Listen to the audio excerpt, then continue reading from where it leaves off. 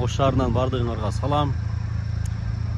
Жаз келди деп атсак, мына кыштын акыркы кары болсо керек менимче. Кар сонун болуп кар жаап атат. Бир нерсе эске келди да. Азыр жаңылыктардан көрүп отуруп барыңыздар эле көрсөңүздөр керек буга чейин.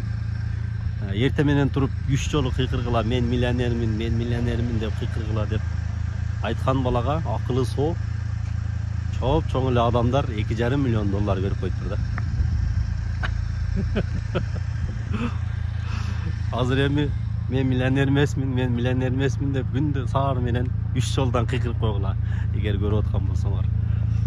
Эми мен не дегим келет? Эми мен тамашалап айтып атам албетте, бирок мындай бир аз ушундай ишенген адамдар көп болгон үчүн азыр аферисттер көбөйүп кетти да туугандар.